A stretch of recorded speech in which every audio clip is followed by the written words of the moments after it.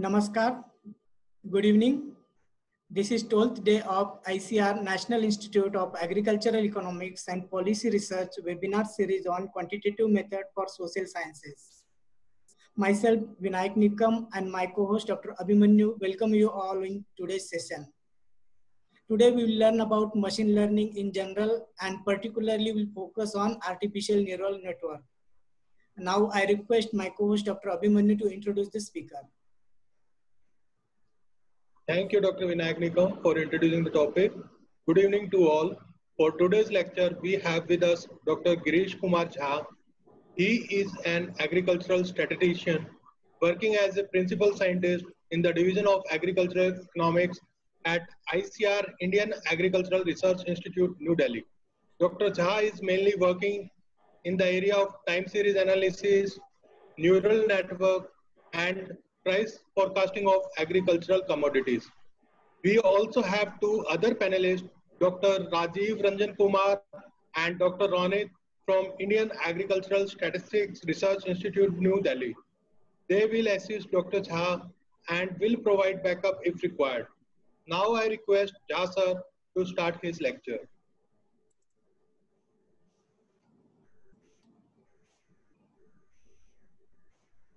A very good afternoon to all of you. First of all, I would like to thank the organizer for inviting me to share my views on artificial neural networks.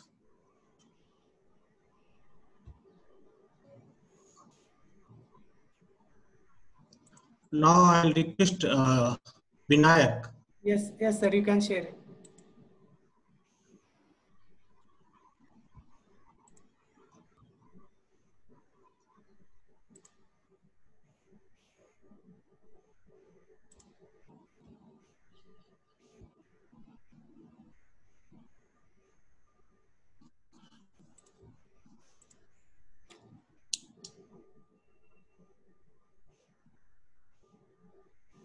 So today I'm going to talk on artificial neural networks. Mainly, I would like to introduce the topic with illustrations, and as I've been indicated by the host, I will have just a glance at the machine learning.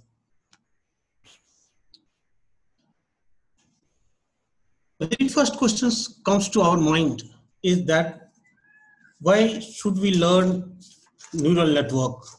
More specifically, why we have become so much interested or enthusiastic to know neural network now?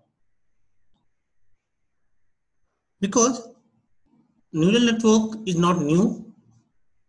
In fact, the modern area of neural network started right in 1943 when McCulloch and Pitts gave the biological mathematical representation of the biological human brain. In fact, Rosenblatt gave the perceptron model, which used the novel methods of supervised learning. We'll talk what is supervised learning. And in fact, in 80s, neural network got momentum when Rumelhart et al. They gave the popular backpropagation learning algorithms. And if you look at the papers in India and abroad, in 90s, there were flood on the new papers on neural networks. But the question comes is that why is this recent resurgence? When we talk of the recent resurgence, the very first reason comes to my mind is that now we have started talking of deep learning. In fact, we have been talking of artificial intelligence since 50s. Basically, anything, if you want a computer to mimic a human behavior, that is what is artificial intelligence. A subset of artificial intelligence is known as machine learning, which consists of technique that enable computers to figure things out from the data without being explicitly programmed to show that. This means it's a kind of a data mining, so that machine learning can obtain the pattern from the data. A subset of machine learning is known as deep learning, which enable computers to solve more complex problems by using multi-layer neural networks. In fact, if you look at the artificial intelligence history, basically initially we started for a formal task to be done by machine learning, where, or I'll say that intellectual task, but there are many tasks which are on the basis of intuitions, like you recognize the voice or you recognize a face which you have seen long back. So these are very simple tasks that they are based on intuitions. You cannot, it's very difficult to give a formal rules for such task. This is what is being done by deep learning, because deep learning is a type of representation learning which try to give a kind of representation. So rather giving a in machine learning we used to fit the features. In deep learning they try to take out the features from the data. So neural network being the building block of the machine learning, deep learning, there is a recent resurgence in the area of neural networks. Moreover, you know, like this is an era of massive data. Now data is going to be the new oil, and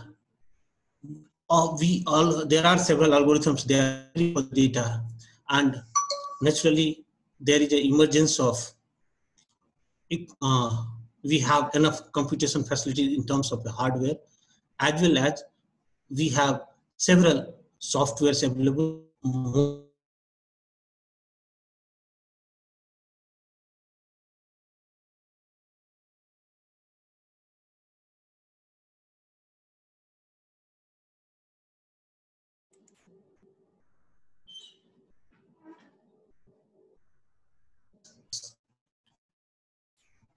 As I said very clearly, that it has got an inspiration from neurobiological science, that we try to mimic the human brain.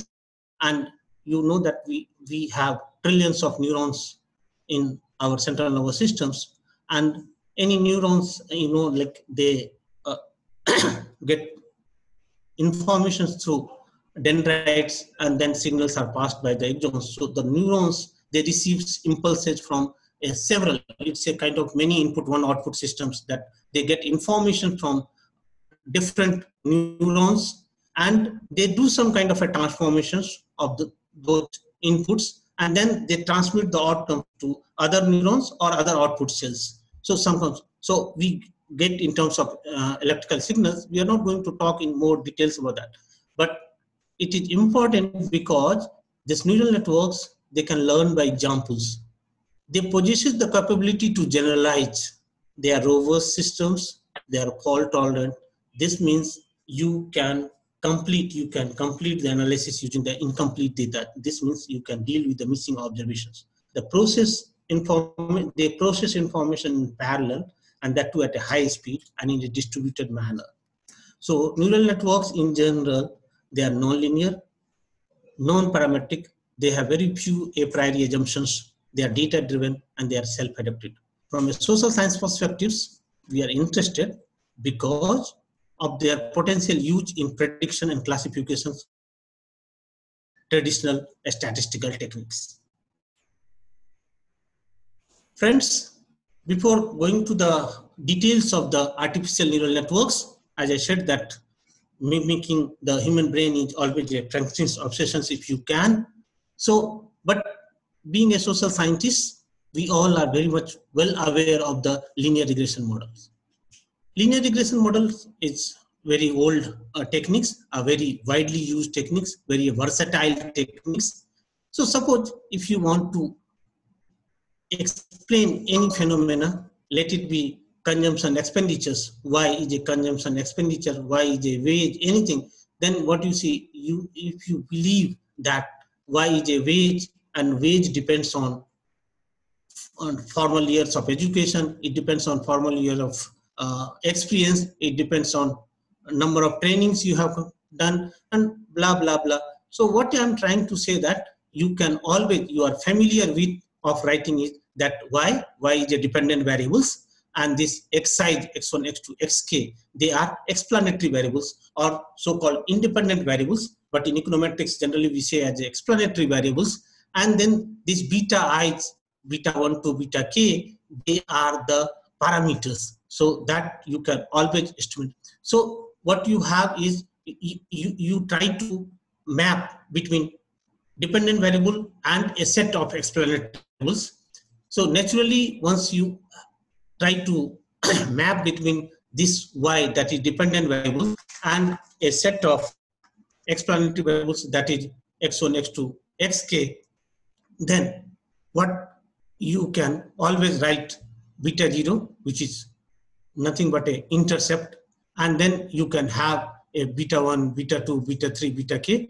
They are partial regression coefficients. We are not going into details of this, but you can always write this as a y, as a intercept, plus sum of all these beta I and xi. Beta I is that the parameters associated with the ith variables, and then I ranges from 1 to k, and then you can always have a disturbance terms or error terms, which of course we know that for testing of hypothesis, it should behave a certain, it should have a certain distributions. We are not going to talk in details about that, but we can always include this beta also within this summation sign if we start this summation sign from 0, and we will ensure that x0 will always take the value 1. Like a dummy, it will always take the value 1 whenever it will be present, plus error terms. So if you look at this, then for a given set of data, you have the value of y, you have the value of x, and so y is a value function of x as well as some coefficients beta. And that's how you try to minimize the errors and you try to estimate the value of beta. What I'm trying to see is that one can very well see that this x1, x2, xk, which are independent variables, they are attached to a summing junctions added to. So this x1 independent variable has got a certain coefficient known as beta 1, x2 has got a certain coefficient as a beta 2, blah blah blah, xk has a certain coefficient with beta k. So we try to have a kind of beta 1 x1 plus beta 2 x2 plus beta k xk, and we have a kind of an adder, so we have a summing junction, we sum together. And then we also add a bias. We can always add a bias where if you think in terms of a explanatory variables, this will always, x1 will be taking a value of 1, x0 will take a value of 1, but bias will be a, now when we are talking of, then we are talking of an activation function. I come to the activation functions, but this is what we, is that as such, whatever summing junctions are there, they are equal to the output of y. This is what is a linear regression model. Now coming to the buzz terminology of artificial neural networks. So let us consider a simple neurons. I said a kind of nodes. Neurons comes from, neural words comes from neurons. As I said that we have trillions of neurons in our human brains. So this neurons comes, neural comes from neurons. And then networks, because they are highly connected, we'll come to it. Now, if you look at this, then you can see that again I have used the same, the diagrams looks the same, but there is a difference. Difference is that still we have independent variables like x1, x2, xk, but now we have named as an inputs, or so you'll see that the names changes when we come to the machine learning languages, or one of the examples of the machine learning is artificial neural networks, but this is what we are trying to discuss. And then deliberately I have changed the beta 1, beta 2, beta k as a w1, w2, wk, which is known as a weights, and I have just, instead of coefficients, I am saying it's a weight. And again the same bias we have. So, and then we are again trying to sum over it, and the whatever output is coming, we are putting it again in activation functions. We'll talk about what exactly is the activation function over here is. So again, if you look at it, this yk is a function of vk. And this if you look at it, if you just go back to this function, everything depends on this function. Now, like if you see y equal to x, so it's a kind of a linear function. Now y is equal to quadratic function. So if y is equal to x square, it's a quadratic function. So whatever value of x you are getting it, you just square it, and that's what you get the value of y. So this function can be linear as well as non-linear. So in linear regression model, this function in linear, when I say linear model, linearity refers to the parameters. Remember, whenever we talk of a linear model, linearity refers to the parameters. However, in this case, this model is linear not only in the parameters, but also in the input variables or independent variables x1, x2, xk. But if you talk of a polynomial regression functions, if you talk of a quadratic functions, you talk of a cubic functions, then you have a x1, x2 square, x cube, q, but still it will be a linear model because it is linearity in the parameters. So long your partial differentiation of y with respect to each of the parameters, if it is free from that parameter, then it's a linear model. We need not go into the details of the definitions of the linear model. I simply say that this functions is that it can be a linear and it can be a non-linear. When it comes to the non-linear model, this phi, j, this is a functions and it can be a linear, it can be a non-linear. And here we are, because you see I have deliberately written it as like a non-linear model of a neuron. So it's a non-linear functions of this, and that is what is known as activation function. Now question comes to, I can come back to it again. The question comes is, what do you mean by activation function? You see, the simple activation functions can be as simple as it can be a threshold function. And a simple examples, I can say you that when you write an exams and suppose 50% is the passing marks, so what happens? You get a marks for different subjects. Suppose you get a marks in physics, you get a marks in chemistry, and you get a marks in mathematics. And if suppose they can be having a different weights, they can be having a same weights. This is a kind of from biological nomenclature. This is a synaptic weights. That's the strength of these variables. So this variable's importance is by being given by these weights. These weights, so higher the weights, sometimes if you know, like some of you maybe in the credit system, you see some of the course had got a more credit. So if you get same marks in two courses, but if their credits is more, so you get more weight into it. So this is the weight. Weight is you are giving the strength. This is the strength of these connections. Similarly, like in a biological sense also, we will be talking of now biological examples, what we mean by strength. So what I'm trying to say in terms of the strength, that these are the weights. These are giving the strength to this marks. So as I said that you can have a same strength, you can but you can very well see that the weights are changing. So they have got a different strength. And so each marks will be multiplied with the credit of that particular course. And then if you get a marks and if it is less than 50%, then it is you are more like, I'm talking of a binary classification. So what I'm trying to say is that there you have got a threshold activation functions. You have a threshold point. Anything less than 50% is fail. Anything below that is 0. Anything beyond that, that's the kind of an activation function. Activation functions which transforms your inputs. So what we have got an activation functions which transforms these all inputs to get a value of y. Because suppose you are talking of a binary classification, so what will happen? Binary classification, either you will pass or you will fail.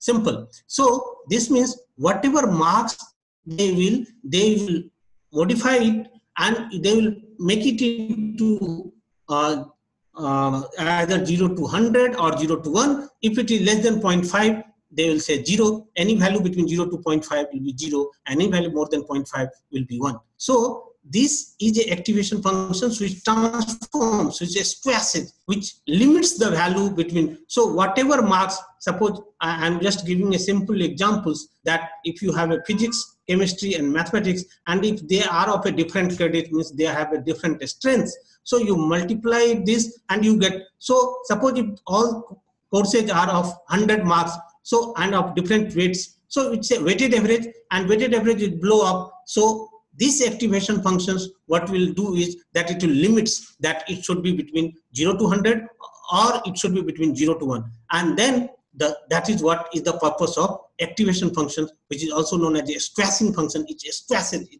it restricts or it limits your output.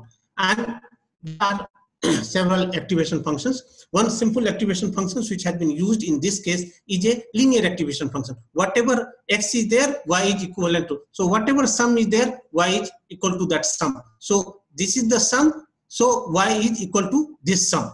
So this is y equal to function of x, y equal to x.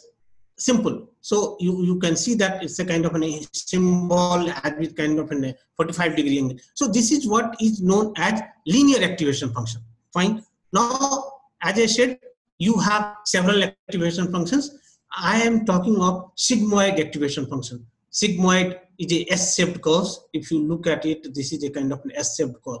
S-sigmoid curves, and is very commonly used in biological science because we believe that the growth in the biology is in a S-shaped curves. And these curves, one of the example of the sigmoid curves is the logistic distributions.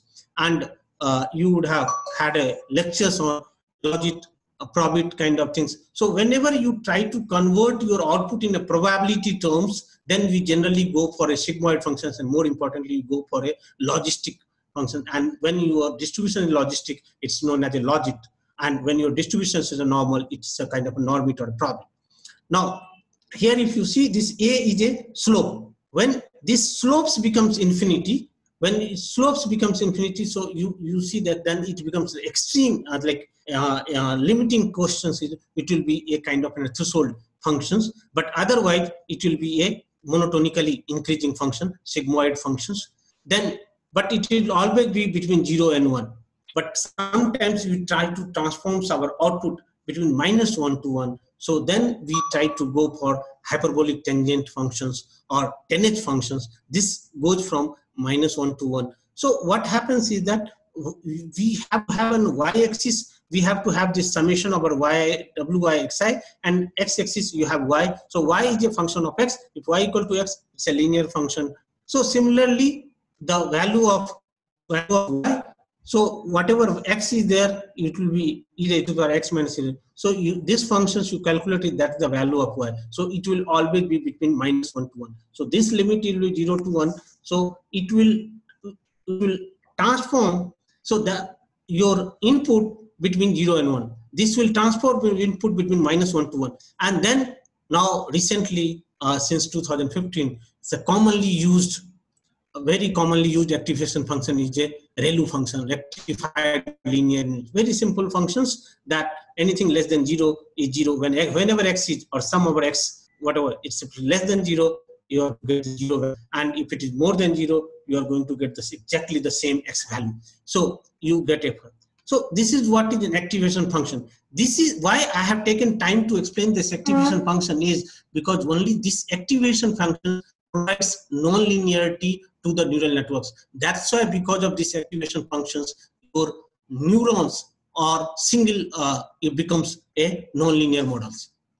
So looking to the schematic diagram of a neural network, so whenever we talk of a neural networks, you will have an input layer, you will have an output layer, and an input and output layer will be separated by hidden layer. Hidden layer can be, so this is what you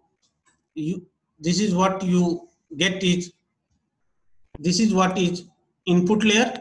Okay, so this is input node. You see that this looks like a node, or symbolizes the neurons. So it's a and it is a kind of node 1, node 2, node 3, and this is represented by input x1, x2, x3, and then you have an output node, you can have a multinomial output kind of thing. So you can have a y1, y2, y3. I have just for a simplicity, I have taken a simple one output here. And this input layer and output layer is separated by hidden layer. You can have one hidden layer, you can have two hidden layer.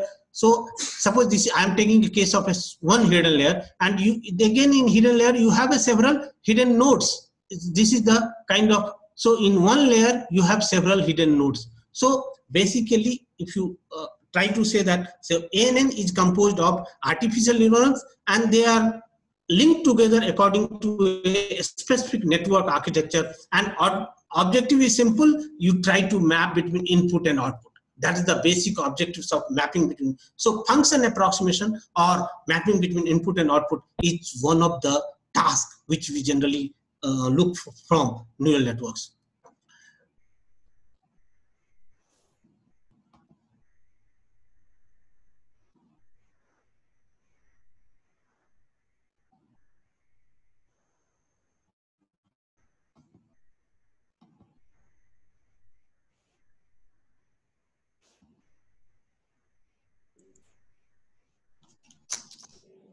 Yes, sir.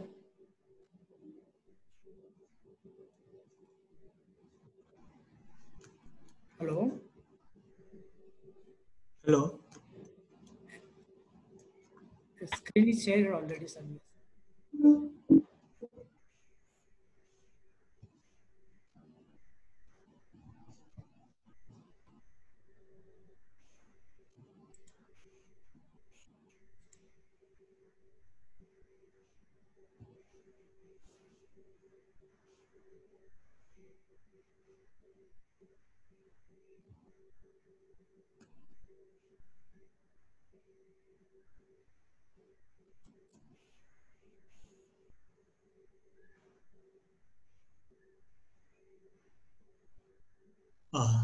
Visible, sir.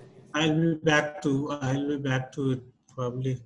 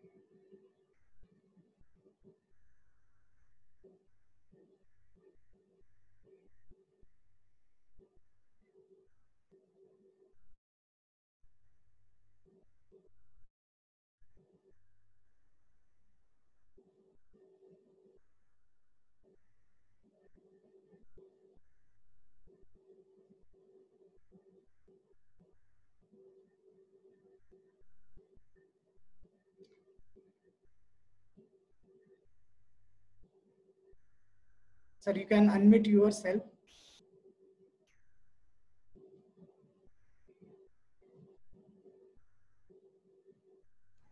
Can I go back and probably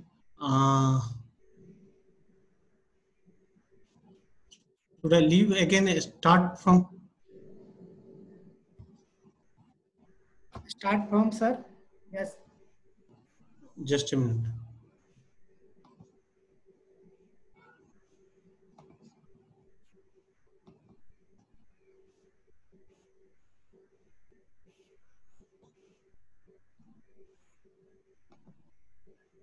It is visible, sir. We are seeing schematic diagram.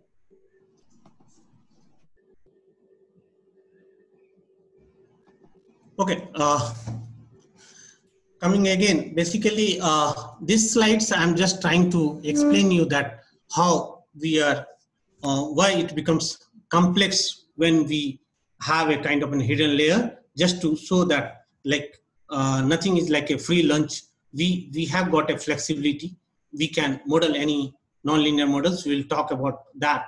But then how this, so if you just remember it, whatever input we have weighted it, and whatever the sum total is there, we have fed into it as a sigmoidal model, a function, activation function. Here, sigmoidal activation function for kind of a logistics. And then in the second case, again, like from hidden layers, this is the output of hidden layer. H stands for hidden layer. So whatever input we have given, we sum over it, we transformed it through activation functions of a logistics. We got a hidden node. Again, hidden layers. Again, we have got a sum over it. We have another activation functions. Like in this case, it can be a linear activation function. Since it was a linear activation, as such, we have got it. So the output which you are getting is that input has got some activation functions. You can transform it, and then again sum over it. Again, you have an activation functions.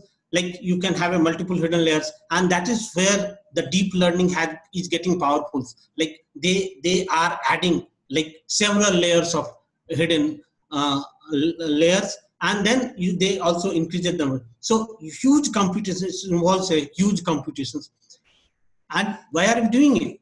Just coming back to it, just to show the importance of non-linearity, how it is. Like this is a kind of AND gate. AND gate simply is like, you may not have to confuse it. Simple is that you have a kind of a square, and a square is this point is 0, 0, and you know that this point is 1, 1. This point is going to be 0, 1, and this point is going to be 1, 0. So if this kind of things are there, once you have a kind of an AND gate, like both, so what will happen? This point, and these points are going to be the same, and this is going to be different. So any hyperplane in 2 dimensional, any line can separate it, these 2 type of dots. Similarly, in OR gates also, all 3 points are in one side, in one point.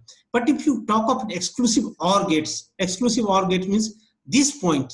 So 0, 0 and 1, 1, they are in the same class, and 1, 0, 1 and 1, 0 in the same class. So without going to the AND gate, OR gate, and exclusive OR gate, what I am trying to say that if you get a diagram like this, any line can divide, partition it, and can separate it. These 2 situations are known as linearly separable problems. This means any linear line can separate it. If you come to third points, what you are seeing is that any single line will be able to separate it.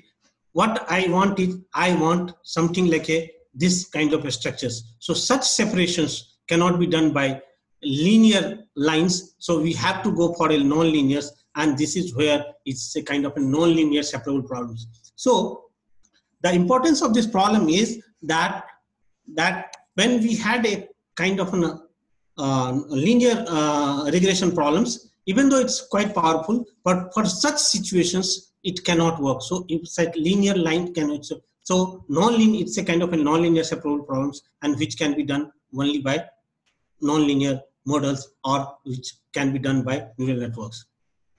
Now just look at the what we have learned as regressions and what is neural networks. You see, much more confusion in neural networks is because of the terminology being used is different. In regression models, we generally say data set, but in neural networks, we say input, or mostly data is being set as a pattern. So for regression models, we say data set. For neural networks, we say pattern. Here we say independent variables in regression models. There we say inputs. Here we say coefficients. There we say weights. Of course, regressions will always be single layer fit for neural networks. Like if you see this, there is no hidden layer in the regression models, and activation functions will always be in identity functions or a linear functions, same functions. So but the positive part is that you can get a closed form solution. We'll come to it, that why I'm saying that closed form solution, because we'll have a convex functions which has got a minimum, global minimum. And then, but for neural networks, we will have problems of like global minimum and local minimum. So we'll be going for an iterative procedures. So for optimizations, we'll use the gradient descent or any such iterative procedures. So point is, in multiple linear regression model, a functional forms y is equal to a plus y is equal to beta 0 plus beta 1 x1, a particular functional form is imposed on the data. if data follow that functional forms, it's fine. All your inferences are fine. But if it is not, then your inferences will go haywire. So you are trying to impose a functional forms, and outcome, as I said, is always a linear combinations of the independent variables. Of course, here being a statistician, you know that you can test the hypothesis, which you cannot do in the neural networks. In neural networks, you do not have any idea about the functional forms. Let the data speak for itself. So data define the functional forms. That's what you say, like data mining. It's like the data speaks for itself. And as I said, through activation functions, through hidden layers, you get a non-linearity into it. You have got very a priori assumptions. That's why it's non-parametric in nature. And then you are able to adjust the weights with the data. So it's also a kind of a self-adaptive. So you have a technique which is non-linear, non-parametric, and self-adaptive. And once this is also known as a universal functional approximator. What do you mean by universal approximators? Means if you see, we'll talk about that. All the activation functions which we have seen, there is a condition that activation functions should be differentials, because of course you know that's a difference. Well, a continuous function, so it is differentiable. So except the threshold functions. So what I'm trying to say is that universal function approximator means that neural network can approximate any continuous function if provided you have a sufficient hidden layers and sufficient hidden nodes, as well as you have adequate training samples. So it is a kind of proof that it is a universal function approximators. Of course, one of the limitations, as I said, of course you cannot go for hypothesis testing, as well as it never reveals the functional relationship. So this is the drawback, and that's why neural networks sometimes is known as a black box. Of course, recently there are several things when you can make this black box as a gray box. We'll talk about them. Now, first question is that the architectures of the neural networks. There are two clear-cut architectures of the neural networks. First is feed-forward, and second is recurrent neural network.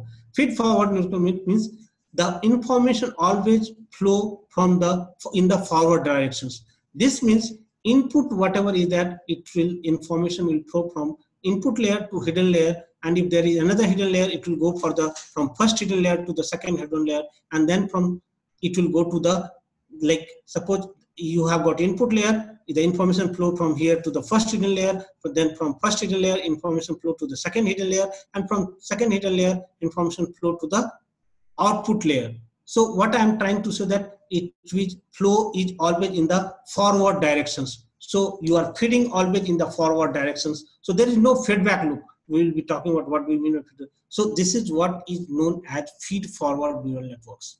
Mostly what you are seeing is mostly we are using feed forward neural networks because there are many terms used for the same things. During the whole lectures, I'll try to emphasize those terms, that what it means to it. So whenever we are talking of feed forward, it is simply that your signal is processed from in the forward directions. This means information is always processed to the next layer. It will never be,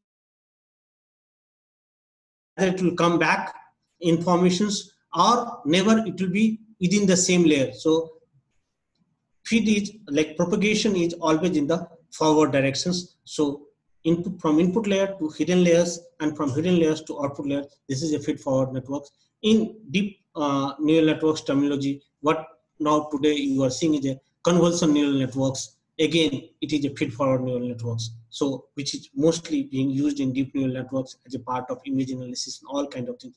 That is what is a feed forward neural networks. Next comes is the recurrent neural networks. Recurrent neural network means at least you should have one feedback. Feedback can be that even within the layer you can have a feedback, or you can have a feedback from the hidden layer to the input layer, or from the output layer. Even like if you see this same hidden. So what happens is that kind of memory retentions. Memory, like when you are like there are two type of processes we always talk of. one is regression, one is a classification. Another is a problem with predictions of a like time series data. You have a cross-sectional, you have a time series data. And you know in time series is different from cross-sectional in the sense that time series, the data are, there is a kind of auto-correlations in the time series data. And that's why they are being treated separately. Here you have a dependency in the data. You have like, you always use the lag data, like you always use the auto-regressive models in case of a time series. There you have to like recurrent neural networks is always better for a sequential analysis. And nowadays in deep learning language, you have got one recurrent neural network known as LSTM, long short-term memory network. So that is being commonly used as a part of recurrent neural networks, where you have got LSTM cells, and they are able to they are better in terms of better form of recurrent neural network. There is no vanishing gradient case in that. We are not going to talk about that. But what I am trying to say is simple, that as part of feed forward, you in a deep neural networks, you have convolutional neural networks. In a recurrent neural networks, what you have is LSTM, and here we can go for kind of a sequential analysis, and that's why machine translations had come in a big way after the introduction of LSTMs. So here we even like we used to have like in like we will be talking about a time delay. So what we are trying to have that even like same input layers, one input can feed back to the other nodes of the same layer. So if you have only one input layer, then also you can have a recurrent neural network when one node of the input layer will feed back to the other nodes of the same layer. So you can have you should have at least one feedback in case of recurrent neural networks.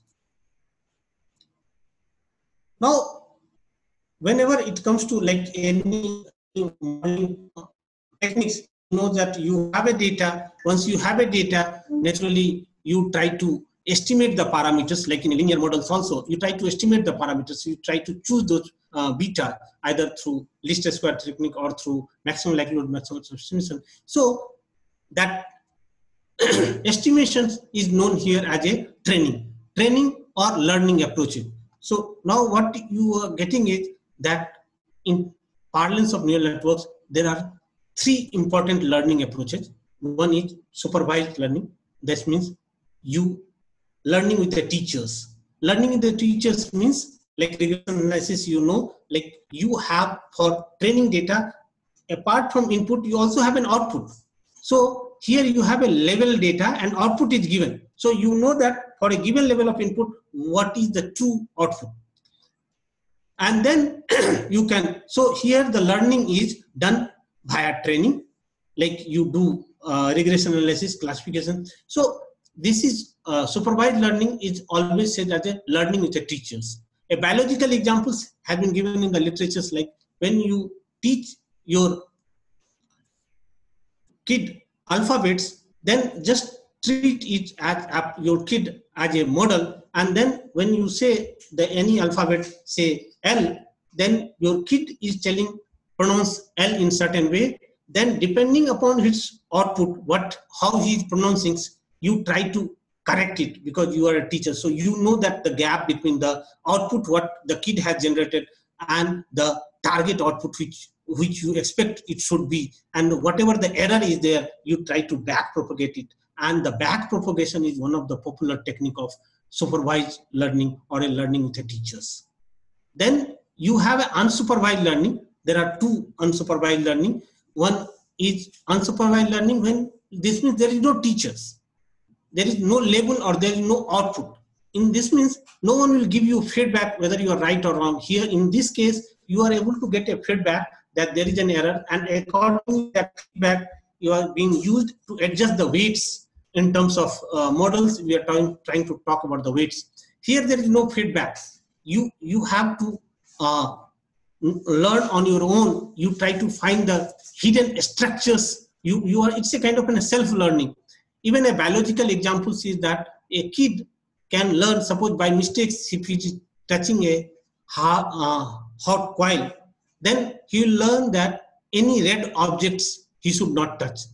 Of course, you can have a kind of false things also. Even a red apple, he can fear from a red apple. But this is a kind of learning. So in this unsupervised learnings is that learning on its own without any teachers. No feedback is there. And then there is a third learning, that is reinforced learning.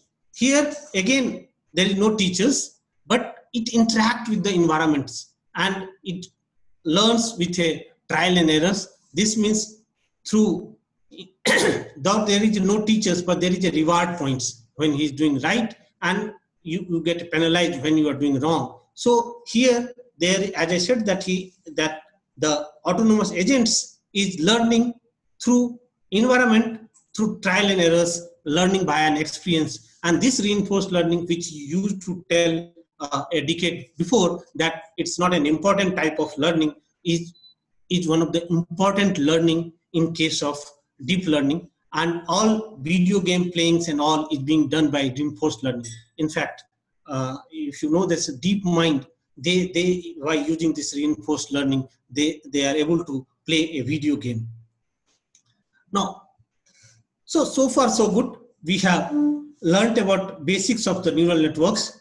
Now, question comes is that how do we neural networks learn, isn't it? Like suppose if you have suppose if you want to, you have got a model somewhere. Suppose somebody is telling you that, okay, fine, this is the weights, and here also we have to wait, and just just for simplicity, we have avoided the bias over here.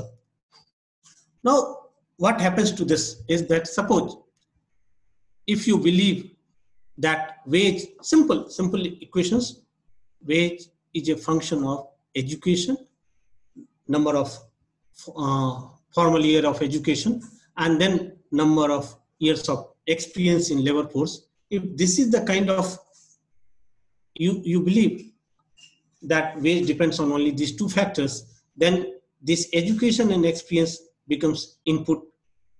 And then we try to have, and let it be, sometimes you see there are people who talk of this as a 3 layers. There are people who talks of a 2 layers. There are people who talks of a 1 hidden layer.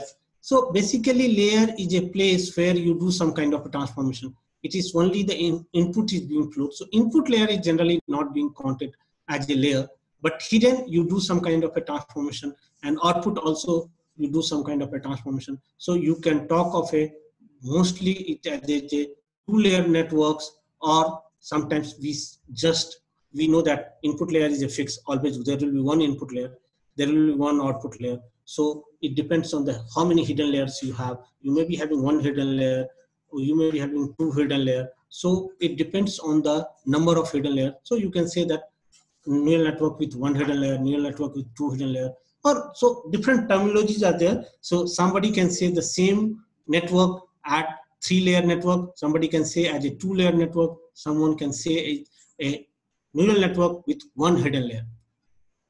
Now, if you try to, if you suppose some weights are given, and if you try to predict the wage, what will happen? You will get a value for education, you have a value for education, you have a value for experience, and you try to predict the wage, it will predict certain wage. Now, it may go haywire. Reason is that it has not learned. It is a kind of a new baby which has come to the world without having any idea about the world. So what we need to do is that we need to teach them. We need to train them. So first thing is that we need to train the neural networks. So for any problems, first we need to train them. So how do we train them? So we have a sample data, whatever, suppose we have 500 data on individuals, and we know their education, number of year of education. We also know the number of year of experience, and we also know that what hourly wage he or she is earning. If that is the case, then what we do is we try to divide the data into 2 parts. One part is training set, another part is testing sets. Of course, in literature, you'll see that even training is further divided into training and validation sets. We'll come to it. So essentially what we want is that, now as I said in the beginning itself, it's a non-linear model. And if it is a non-linear model,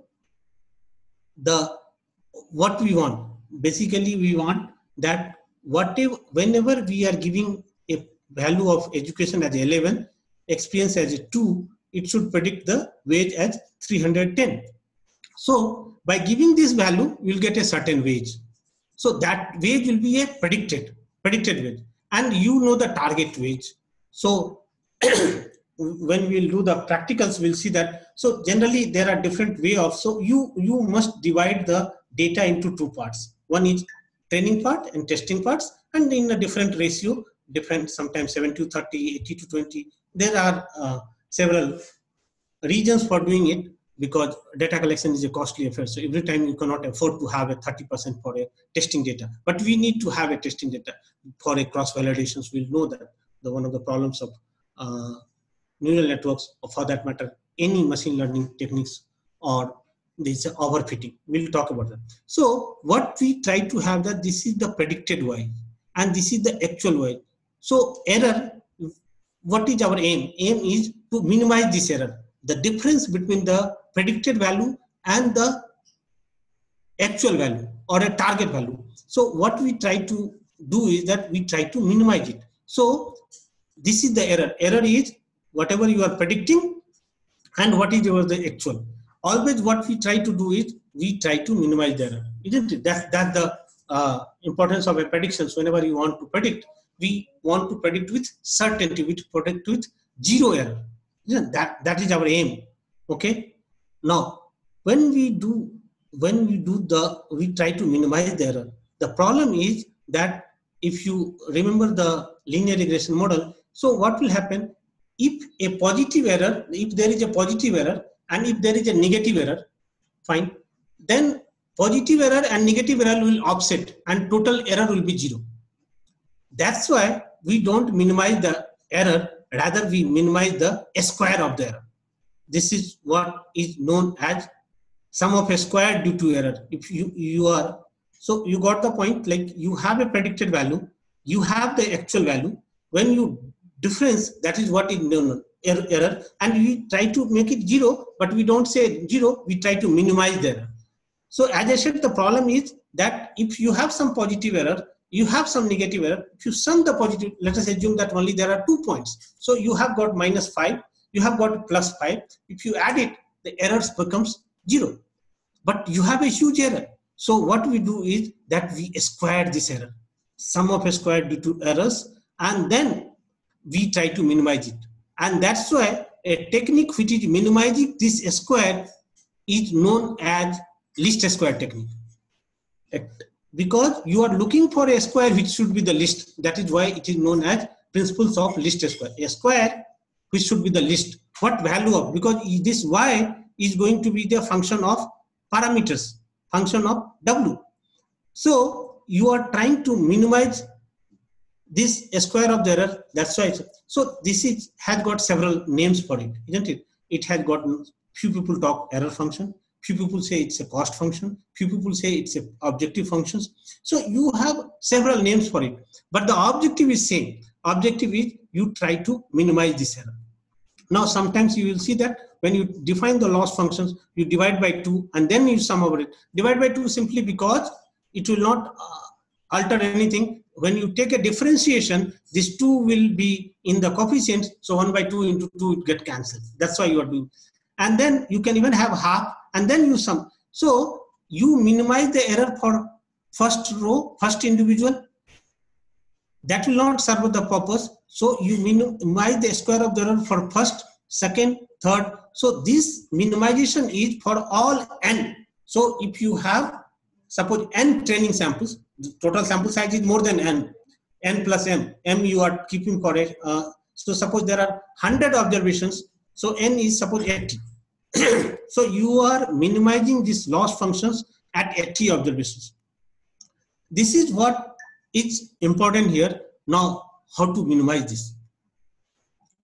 Now, if you look at it, if you have simple linear regression model and then this square will be a quadratic function of W. What I am trying to say is, when this will be a quadratic functions, then you will have this U-shaped curve, error surface. I am taking a simplest examples. When I am talking of these error functions which you are talking of is only a function of W, only one weights. But as you know that in case of neural networks, when you have even like, so you get many parameters, isn't it? So lower your screen so that your face will be visible. Pardon? Lower your screen, adjust your webcam so that your face will be visible. I'm not, your voice is not clear, Abhinay. A little bit lower your screen, sir, so that your face will be clear, visible to all. Okay. Sorry. It's okay now, sir. Okay, fine. Thank you, Vinayak. So what I'm trying to say is, you just try to see that we try to minimize these error functions. But in case of linear model, this is technically a convex functions. But for a social scientist, what I'm interested in, it's a U-shaped curve. So you get a global minima here. You get a global minima, and it's simple to search for it. But the moment you go for a non-linear model, not necessarily the neural network, any non-linear model, your error surface is like not like a convex, it becomes non-convex, and you get several local minima besides the global minimum. Now, in this case, when you have, so the first terms is the, you should be clear that what is error function. You should not be confused. It's again as a loss function. It is same as a cost function. It is same as a, so because you always try to minimize this error, you also always try to minimize this loss function, and this is a cost. You also minimize the cost function. And this is an objective function. You always try to minimize this objective function. So you have a different name for the same thing. Now, if you want to minimize this, you have a simple things. What one can do is simple. One can search for it and say 100 times, 200 times, and you keep on. So you know the principles of from the school algebra, that principles of maximum and minimum. You take a first differences, equate it to 0, and then you take a second differences. If it's less than 0, it's a maximum. It's more than 0, it's a minimum. Now, what I am trying to say that, so you can take a always. So you can always. So that's why optimization technique. So you have got an error functions. Then is that how do you optimize it? So for optimizing, you have gradient descent. Gradient means nothing but a slope. So as I said, any function if you have, you know from school algebra, you have to take a derivative, and derivative is nothing but a slope. Slope is nothing but a gradient, and then equate it to 0. So whenever the derivative is negative, you keep on. So from these points, if you found out the derivatives, it is less than 0, you come down. And if you are at this point, if you find out the derivative positive, again you are. So always you have to go into the directions of the negative derivatives. Okay. So wherever there is a positive, you have to opposite negative directions like, but so that is what is a gradient descent. And since it is steep sometimes, so it is known as a steepest descent. So this is the techniques for optimizations. But the question comes is that if you look at it, here it's very simple. Again, if you see in case of neural networks, your number of parameters are very large. So if you assume even as like a 4 input layer hidden and 4 hidden layers and simple 1 output layers, you get like in 5 parameters. So if for 1 parameters, even if you have to do 1 iteration, 100 iterations, this means 100 into 100 into 100 raised to the power 25 iterations. It will be very difficult even for us. So what we are trying to do is we try to have a, and that is what the gradient descent comes into the pictures. And then next comes is that how will you find the efficient way of finding these derivatives. And there comes the roles of the back propagation algorithms. So what happens? So this back propagation is a supervised learning, and as I said, you can have several loss functions. This is the loss functions which we have used. We can use other loss functions. Of course, in case of classification problems, we have to use cross entropy and other kind of things. But what I'm trying to say, so, and even first differentiation will be 0 even when it will be minimum points, maybe a local minimum, maybe a maximum, maybe a saddle points. So there are several problems. So in order to get, so exactly in supervised learning, the simplest way what I'm saying is that you have got an input vectors, you have got an ANN models, you predict it. So whatever the output vectors you are getting it, compare with the target or the observed variable, whatever the errors is there, errors are back propagated to adjust the state, and this is what is the supervised learning, or this is what is the back propagation. So the back propagation algorithms is the efficient technique for evaluating the gradient of an error functions for a feed-forward neural networks. So here comes this how are you going to calculate this gradients in case of large number of parameters. So this back propagation algorithms, which is a popular supervised learning algorithms given by Rumelhart et al. In 1986, that provides you efficient technique for evaluating the gradients of an error functions of a feed-forward neural networks. Simple, we have to initialize the weights, because you know, like this error you say here also you can, when you are here, you may be thinking it's a kind of a global minimum, but this is the best, this is the global minimum, so this is a local minimum. So that's why in order to avoid this local minimum, what we do is that we initialize, because you see, like you cannot, if you remember in the beginning I said that it has got no closed form solution, means analytically you cannot solve this nonlinear model. Analytically you cannot solve, means there will be no unique solutions for it. Suppose if you have got a given data sets, and if you are using a principles of least squares, then for a given data set, same technique, all of us should get the same value. This means it's a unique estimate. It's a closed form solution. But in case of a nonlinear models, you will not get a unique solutions.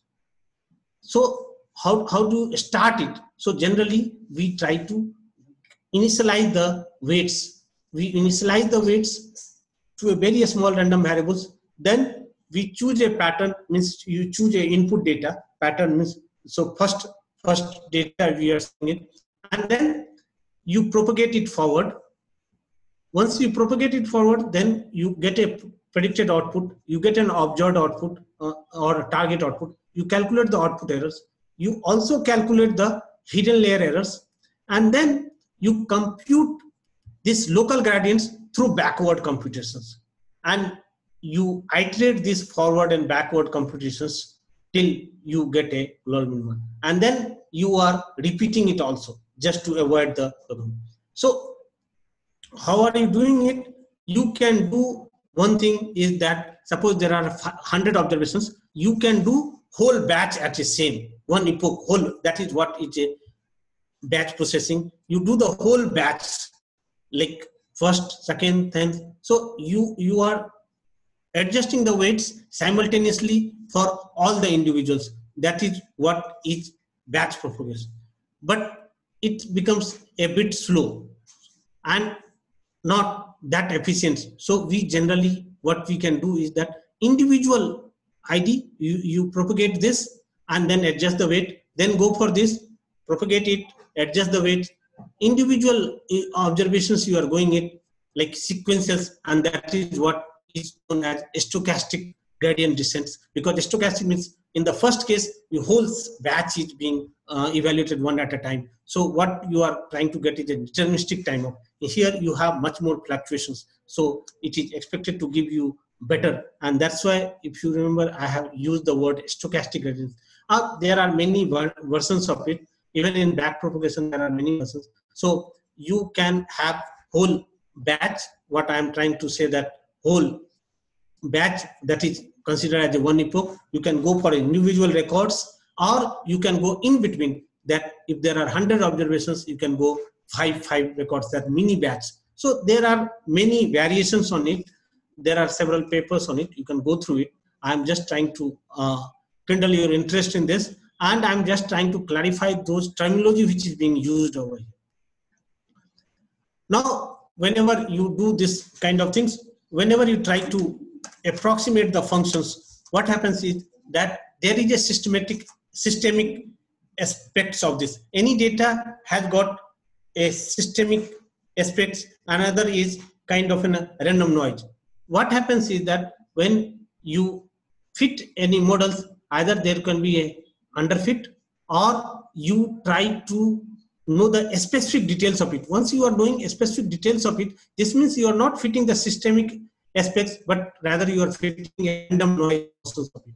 And in this case, what happens, that generalization ability, that the testing set data, the data, a part of the sample which had not been seen by the models while fitting it, the performance in the test set is known as a generalization, like that. Neural network is known for a generalization. So it will be overfitted then.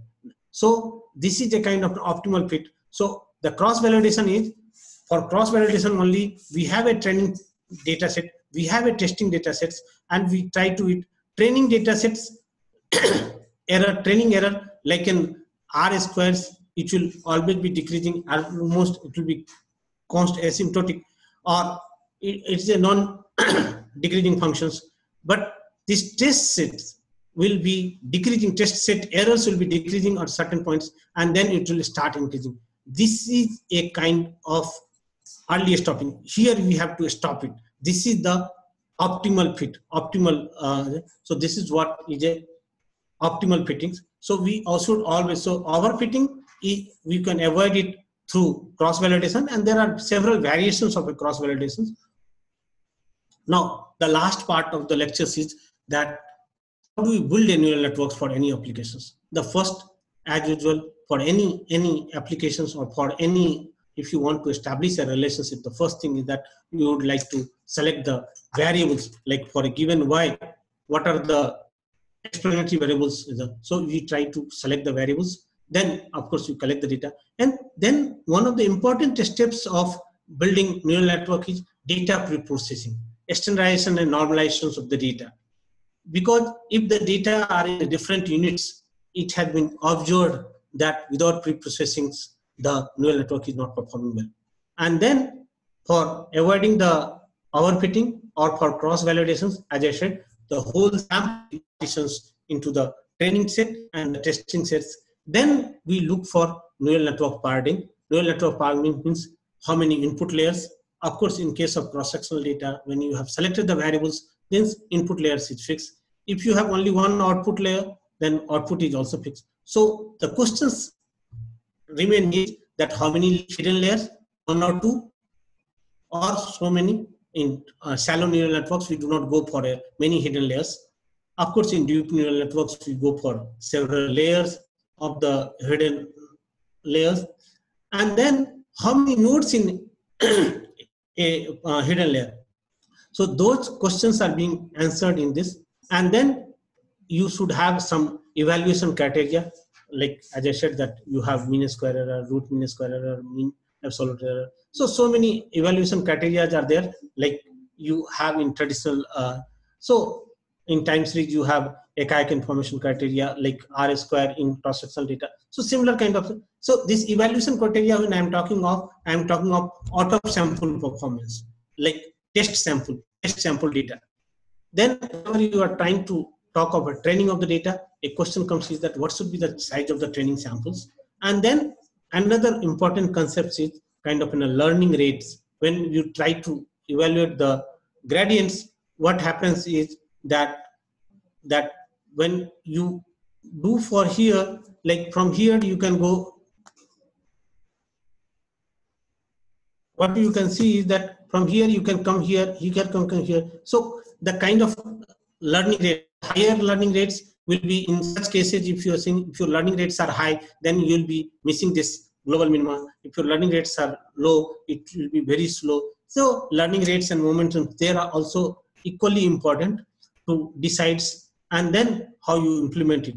So this is one way of building the neural networks. But when you are trying to build neural networks for time series, you have to, again, I'm talking of univariate time series data. So you have to go for data processing. And when we say for data processing, so you can go for detrending or differencing depending upon the objectives. You can do the transformation like logarithmic transformation. Then again, you divide the data, as I said, training data, and a part of training is a validation data and testing data. Then again, in neural network architecture, that number of hidden input nodes, hidden layers, hidden nodes, transfer functions. And then once you have decided, then you devise a evaluation criteria, which I said is a RMSE, MAP, and all kind of things. And then you can forecast from using that model.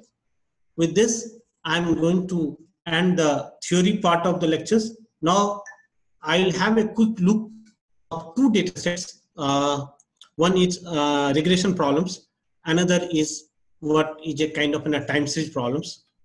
So I'm going to do those practicals using R.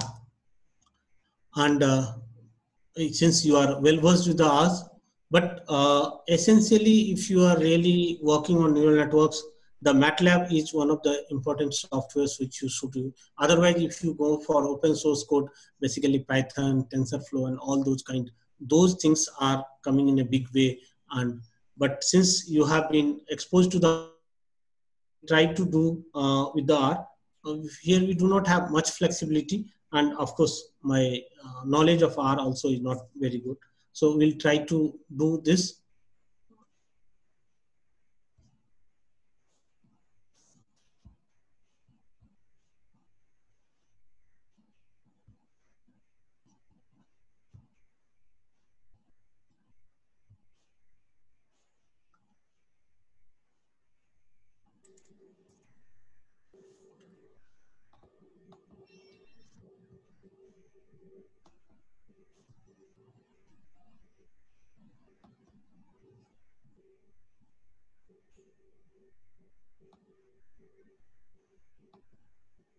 Okay, so you are already well versed with the R.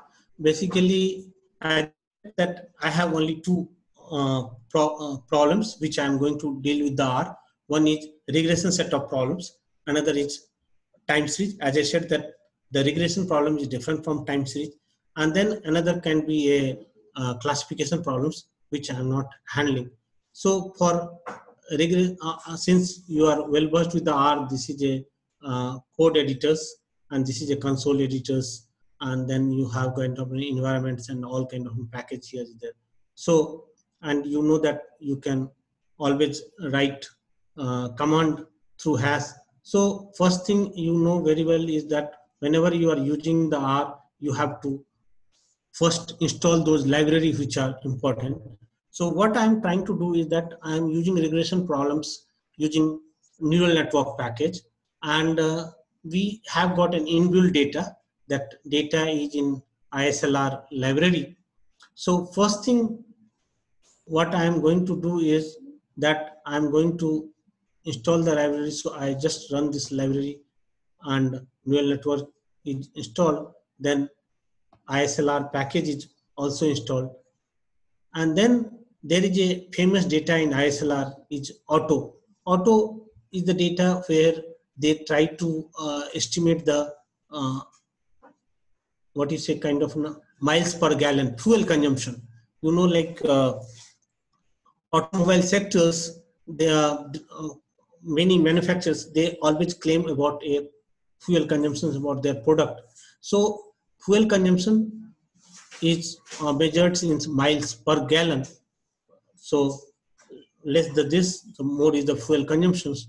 If so, miles per gallon is your explanatory variables, and then that depends on whatever is the horsepower of it, whatever is the how many cylinders are there. So that data is known as an auto data. So we will running the data. So we have auto data, and then you know that you can see the few lines of the data by writing the command head data. Then if you write head data,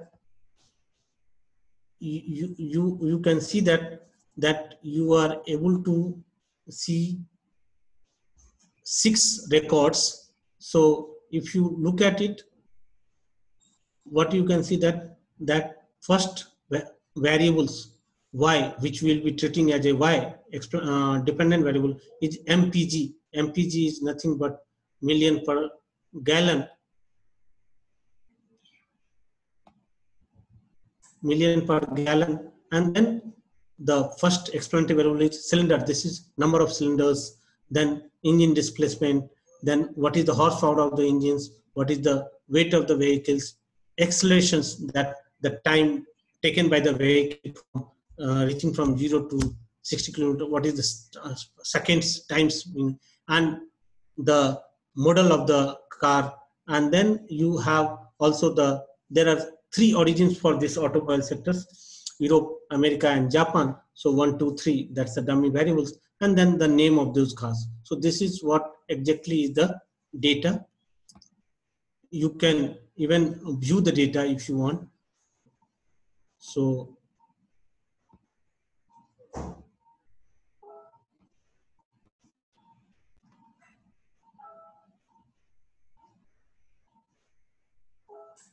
now, as I said, that you can even plot the data. So if you look at it, this plot graph, so in fact, plot is one of the important steps or techniques for any model building, be it as simple as a linear regression model and as complicated as a nonlinear neural network model, the plotting. So what we generally do is that the scatter plots gives you quite a good idea about the type of data which we have. And if you look at it, that what we can do is that, because this scatter plot is a 2-dimensional, so what we can do is that we try to plot it, and then from the data we have taken the weights. So weight is on the engine weight is on the x-axis, and then from data we have taken millions per gallon y, what we are interested on the y-axis, and then we try to differentiate these observations also from the origin, like 1, 2, 3. So one go you can simply see is that as the weights increases, miles per gallon like it decreases, so fuel consumptions increases, because fuel consumptions is inverse, like opposite, or like inversely related to miles per gallon, because more miles per gallon means fuel consumption more. So what you can see is that there is a as the weights increases, fuel consumptions also increases. Similarly, you can plot for other variables with the MPG, or the variables which you are interested to as a kind of a dependent variable should always be on y-axis, and on x-axis you can have weights, you can have number of cylinders, you can have an horsepower, all kind of things. So once you see these graphs, then first thing is that, since as I said that first steps, if you remember how to build the data, I said that pre-processing of the data. When I say pre-processing, I'm trying to say about the standardization and normalizations of the data. So if you do the normalization of the data, then this means you should have the mean of the data, and you should have a standard deviation of the data. So what we have done is that the mean of the data, what you can see is that you can apply and the data, and since we are interested in, as I said, 1, 2, 3, 4, 5, 6 variables, and like we are not trying to model the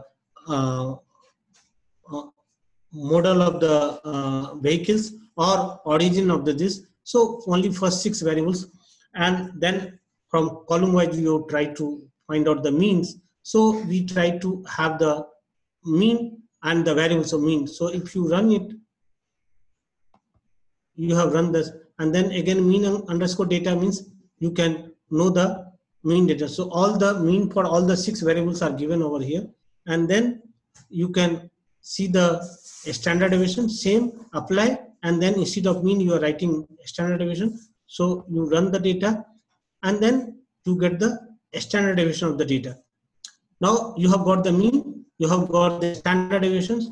So now you can scale the data. Simple scale functions, you can use the scale functions for the data, and then for all the 1 to 6 variables, and you have to center the data, deviate the data from the mean of the data, and then you scale the data through the standard deviation of the data. So scaling is done through standard deviation of the data. Centering is done to the mean of the data. So you do the scale functions, and then you always put, whenever neural networks, this package wants you to put the data in a data frame. So you always keep the data as a data frame, and then you again run this. So you have got the data scale. Again, you can see that the transformed data or normalized data, whether how, like, so you can see the first 10 records of those data. Now, so if you remember the, so the first steps, you have identified the variables. So variable selections have been done. So you believe that millions per gallon, like fuel consumptions, depends on its horsepower, its displacement, its weights, its time for accelerations, and all kind of things. So variable selections have been done. Once variable selections have been done, you also try to see that whether the relations are linear or non-linear. So those scatter plots will help you give an basic idea about the relationship. And then what you have done is that you go for a pre-processing of the data. Pre-processing of the data is important because all the data is being used in activation functions. Activation functions, and activation functions range is, as I said, between 0 to 1, -1 to 1, and all kind of things. So pre-processing is important in that case also, but now we generally encourage the raw data and see the power of the deep learning and all kind of things. So once scaling has been done, now next is that we have to partition the samples, because we would like to see that if only on a part of the sample models should be developed, and a part of the sample should be unseen part or a test part, where we should see the performance of the model. That will give you the generalization of the model. So what we are doing is that we are here doing dividing the data into two parts: 70% of the data for training and 30% data for the testing. So the sample data which we have calculated the number of row, and then number of row is divided with the 0.7. So approximately roundabout will be going as a index data, and that we will try to have as a kind of train data. So in train data, only the index part will be there, and whatever is not, so minus index comma will give you the test data. So you have got train data, you have got test data. Now we are trying to fit the neural network model. Neural network model, of course, we have done the seed setting. Seed setting only because is that, like, whenever you run a models, and because of a nonlinear models, and every time you get a different weights, different parameters, different results. Of course, we can always have a robust results on it, but if you want something to be repeated, then you can have a random shift, which is not necessary. Then our network's name is net, and the package, as I said, you are going to use the neural net. And in neural network, so MPG, that is millions per miles per gallon, that you are trying to as a function of number of cylinders, displacement, and horsepower, weight, accelerations. All 5 variables are there, and then you can have a data. Which data they will try to fit it? They will try to fit the train data, and then you can see that here you can have more than one hidden layer. In this case, when hidden, I'm writing 4. This means only one hidden layer, and there are 4 hidden nodes. This authors has given a hints that okay, you can have a kind of a number of hidden layers should be a kind of an average of number of input nodes plus number of output nodes. So here's you have 5 plus 6, so 3 or 4 you can try.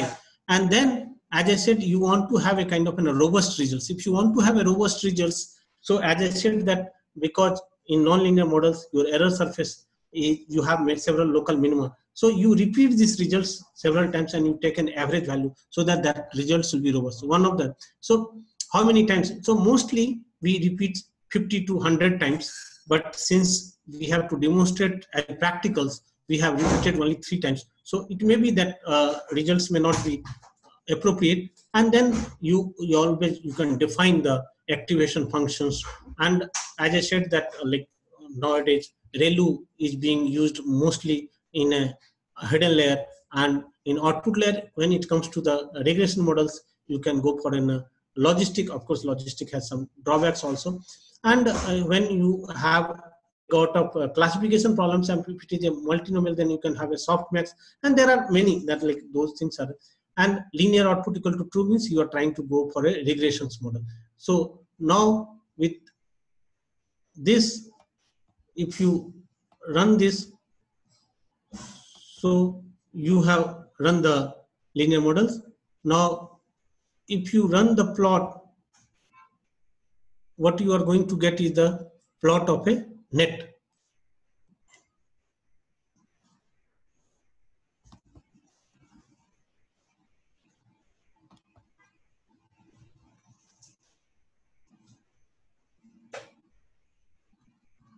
Wait for some time, sir. It will take 1 or 2 minutes because they are putting 3 hidden layers. That's why it will take time. What is the problem? Sir, wait for 1 to 2 minutes. It will take time to run the to fit the neural network model.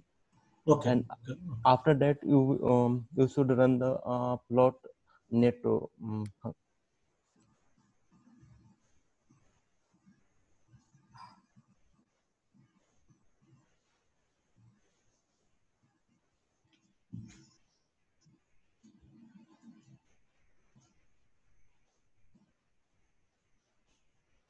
So basically, in neural networks, you have got many number of parameters, like parameters multiplied like anything.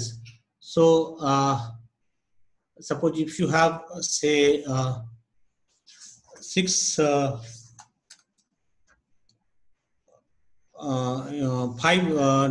hidden nodes, and you have 5 input nodes and 4 hidden nodes.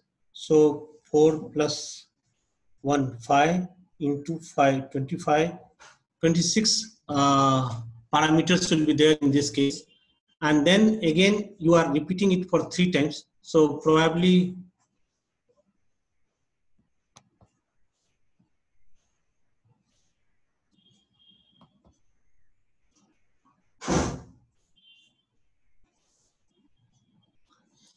so this is what the plots you have got. Now you can see that like, so you have the explanatory variables like number of cylinders, engine displacement, engine horsepower, engine weights, and time to take acceleration from 0 to 60 miles per hour. So these are the input which have been used, and then what you have predicted is miles per gallon, that is the fuel consumptions. And if you look at it, then you have got a hidden layer, and in hidden layer, as I said, that you have got, if you look at it, then you have defined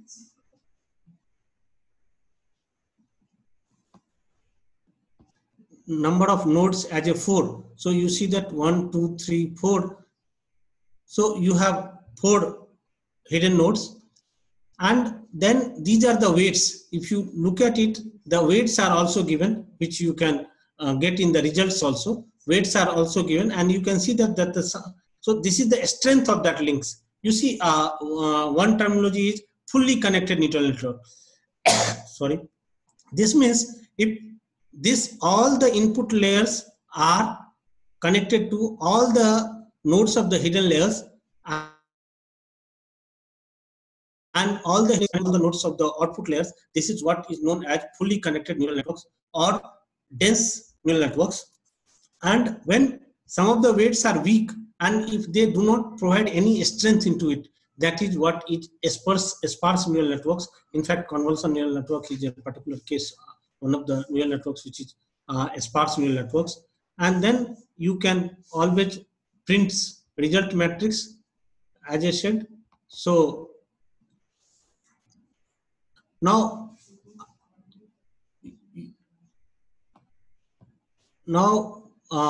after this result matrix, what you can do is that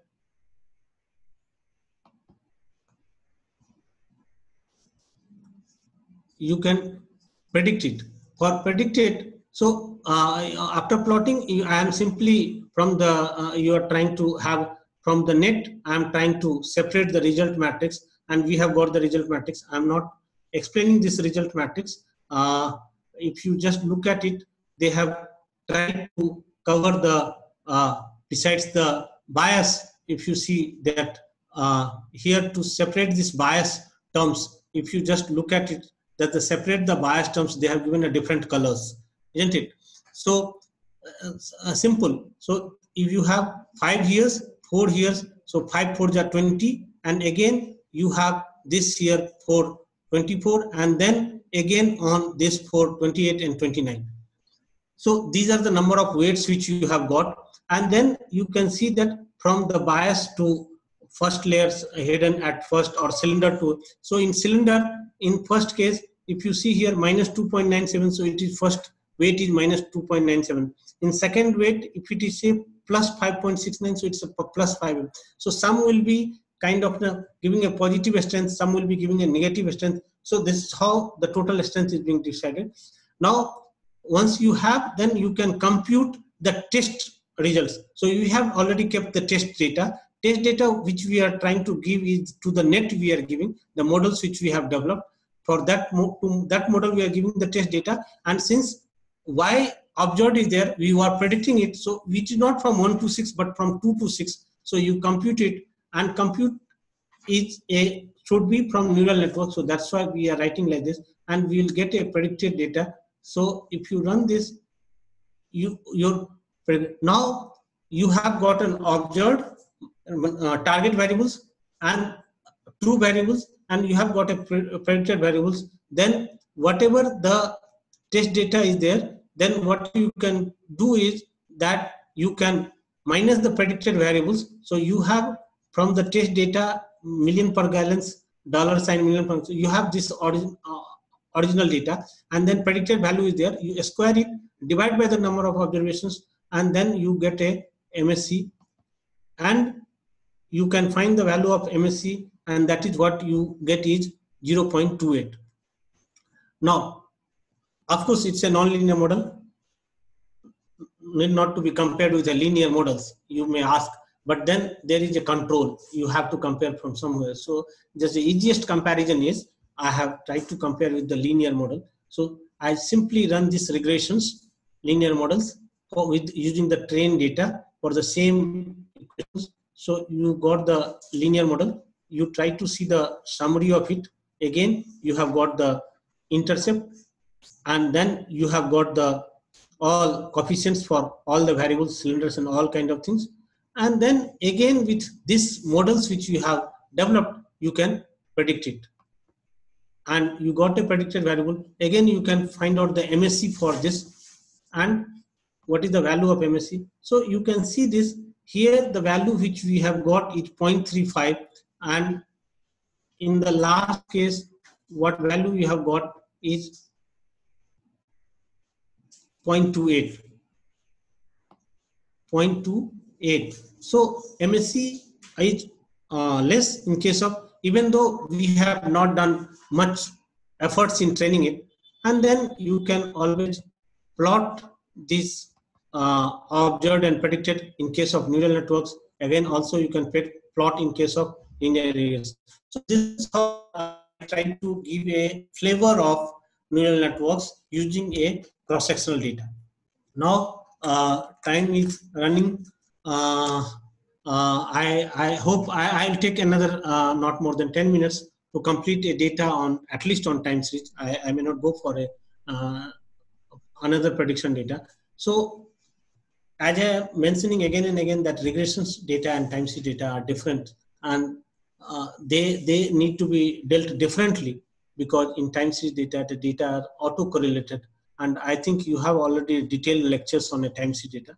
So here we try to first install the library forecast, then we install time series library, then we also install time date.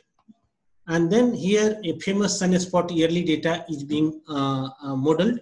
So XT is sunspot.year.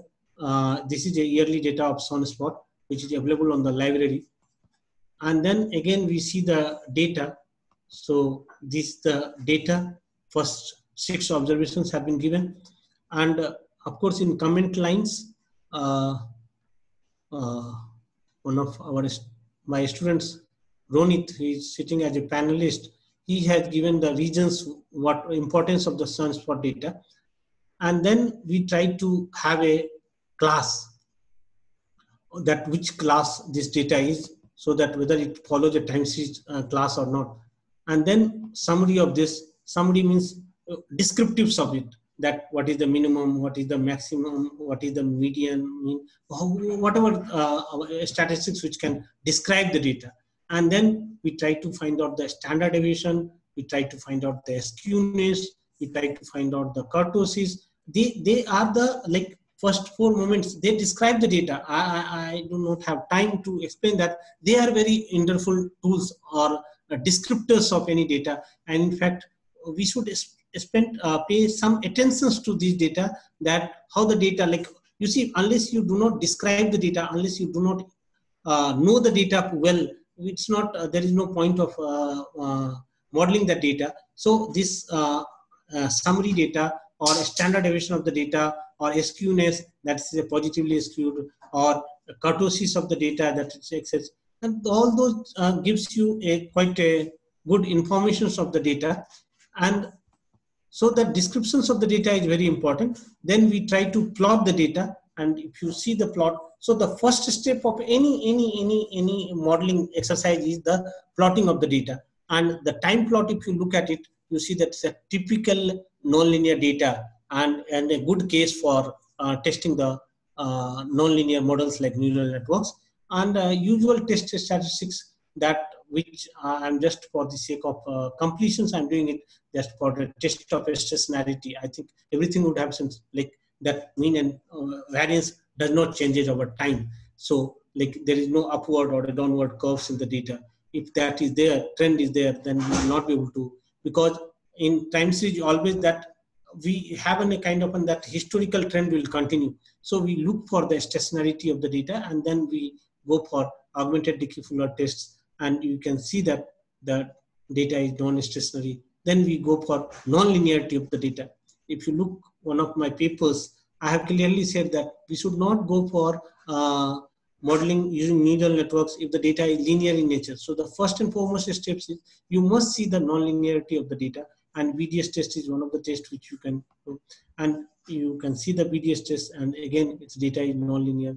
We can always test for the normality of the data. I'm not going into the details of the ADF test or the VTF test or Jerky-Bera, because I believe that then we try to calculate one of the wonderful tool of the time series data is the auto-correlated functions and partial autocorrelation functions, because these ACF and PACF, I know they are they do not give, but they gives you a fairly good idea that how much lags you should use, because in time series data the question is you have only one series of the data, and then you always use the autoregressive models. In autoregressive models means you'll be using some of the lag of that data as a regressions. So when we say 6 lags, this means first 6 data, 1, 2, 3, 4, 5, suppose first 6 observations is predicting the 7th observation.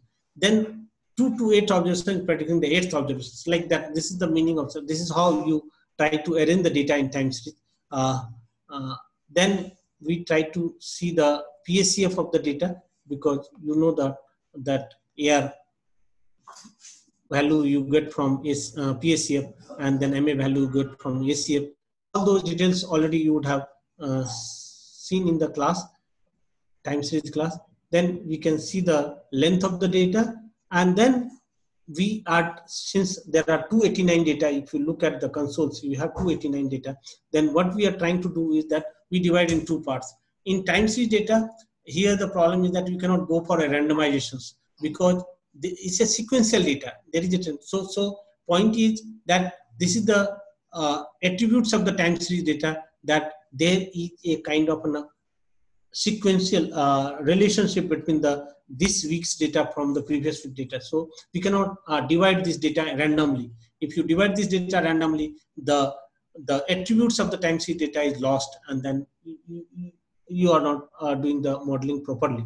So what we do is that suppose in this case we try to have that 30 observations, we try to predict 30 observations, and so 259 from first to 259 data we try to do the training, and the rest of the data we use for keep for testing. So we are defining Y0 as a training data set, Z0 as a testing data sets, and then we try to fit the NN.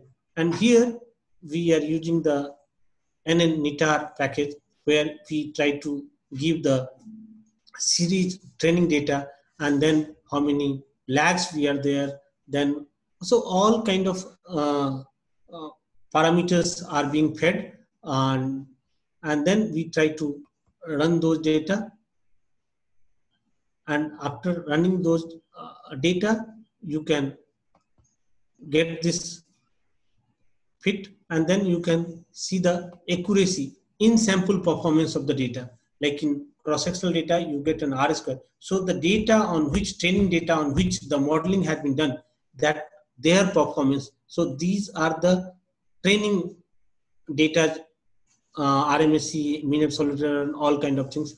Then you can predict using your, because the models which you have developed is known as fit.UI0. So 30 observations you can predict it, and then you can get this, the mean of this, because mean we are calculating, because we need to do the, we try to obtain the MSE, RMSE, mean absolute deviations, mean absolute percentage errors, all those things. So you know the data, and then we try to, so basically if you look at it, that this is the training set of data we have, and this is the testing set of data. We try to predict the testing data, and what we can see that pictorial representation of the graph tells more about the time series data, that we have fitted fairly well, though many of the combinations we have not tried. And as I said, that there are many parameters which need to do, but of course it is a better fit. We can always calculate the RMSE of it.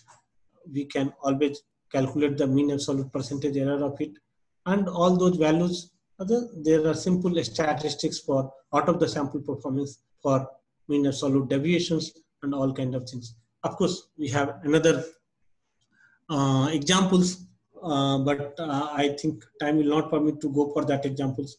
Better what I'm thinking of, taking some of the questions, if possible, so that I can clarify some of the dots, because there are many terminology in the artificial neural networks, and I tried to cover in 1 hour many of the terminology, and probably maybe like, I don't know how far I have done the justice with the topics, but yes, you have got my mail IDs, and you can raise few queries through mails also. And if you have any specific questions, you are welcome. And the idea was, if you try to, if you summary, if you want me to summarize this, I had a very simple or a humble objectives from these lectures. The idea was just to kindle your interest to the beginners, and the mostly the students or the faculty who are working in this area, to clarify some of those dots with my experience. Because as I said, that every terminology is changing, because somewhere people are using loss functions, another point you are using as an error function, another time somebody is writing a cost function, some are writing as a mean square error, and then all of a sudden people are talking of gradient descent technique, then they are talking of stochastic gradient descent technique, then comes the back propagations. So to summarize this, that we are training it, we are trying to minimize these loss functions, and that optimizations is being done by this gradient descent, and then efficient methods of getting that gradient is through back propagation algorithms, and this all forms is a supervised learning as a learning with the teachers. So such kind of condition, and they are a feed forward neural networks, different from recurrent neural networks, which is mostly used for a sequence analysis or kind of things. So they are a large number of technical terms inside it, but techniques, as I said, it's a very simple, very easy, and very flexible. As I said, I have tried to compare with the simple linear regression models because we all know regression models, isn't it? So regression models is like one. I'm not saying that regression models can be represented as a linear model, but neural networks. But what I'm trying to say is that the same activation forms in the activation functions, but only difference is that their activation function. So whatever regressions you are running, it is again a neural networks, but it is a single layer neural networks, first thing. So the major flexibility of the neural networks comes from the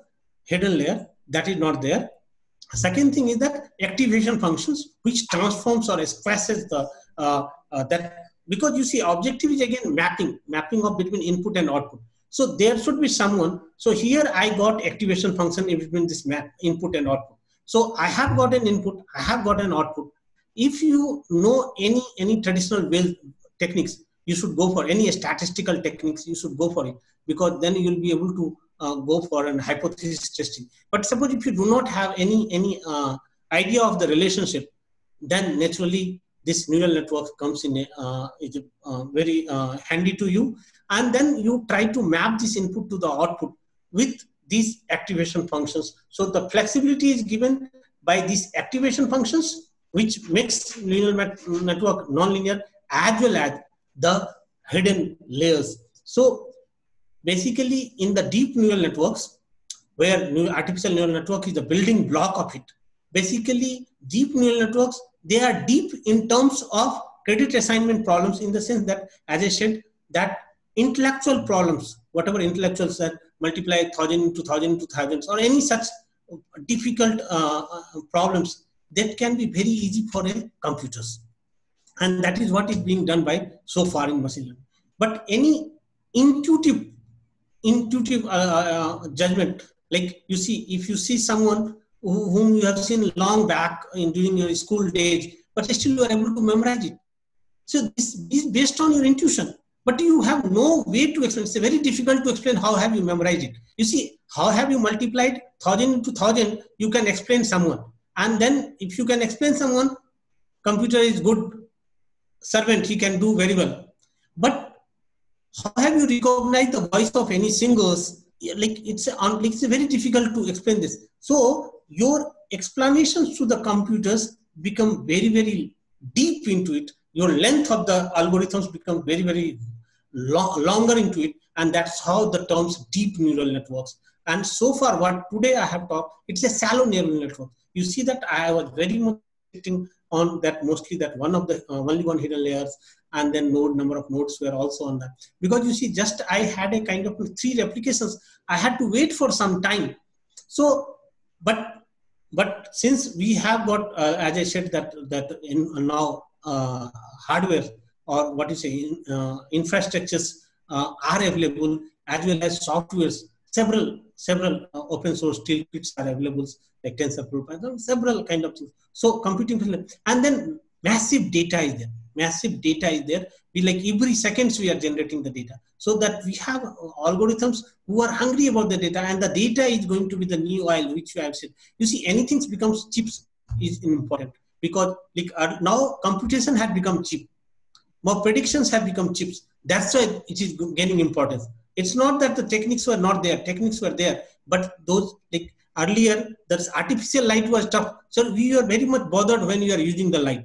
But now you do not bother because it's cheap. So the cheap value is also multiplied its economics. So what I'm trying to say is that I'm just trying to connect is that how neural network, which is a kind of a machine learning techniques, is gaining importance, because we are now going for the deep neural networks, and this neural network is a kind of building blocks for a deep neural network.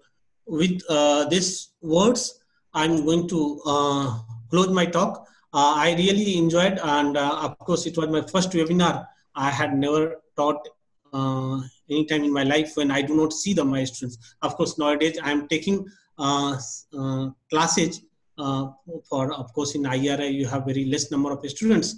But of course, in between I used to ask, are you there with me? Or this is the first time, like when I had no options, because I cannot ask other than Binayak and Abhimanyu that are you there with me or not. Just to have a confidence, I had two panelists also, but somehow I could manage it, and I'm very happy that I got an opportunity. And I would like to thank all the young. Sir, one or two questions we'll take. Yeah, I'll be very happy. Basically, it's a fun time. In fact, neural network itself is a fun. If Yes, you really already, enjoy. Sir, Ronit and Rajiv, they have answered all questions on Zoom. From Facebook, we have one or two questions. We have crossed time, but we can take two questions at least. Yeah, you can. Jagdish Waran, he is asking if there is non-stationarity in data, how we can use this IANN in that case. Of course, non-stationary, as I said, that we are always interested in stationary data, but whenever we talk of a non-time series data, it will be mostly non-stationary, because suppose if you so price data will be either increasing or over time it will be decreasing. So there is a trend, non-stationary in terms of a mean, that there is a shift in the base of the price itself, or non-stationary in the fluctuations of the price, or like a volatility into it. So what we do traditionally is that we make it a stationary like any other time series techniques does it, and then we feed the neural networks. Again, we add those trend and whatever, like backcasting it and going to the original data. One more question is from Venkataraman Rajgopal, and he is asking what are the practical applications of this ANN in agriculture research? Basically, the whosoever has asked, what, Vinayak Rajgopal? Rajgopal, Venkataraman Rajgopal.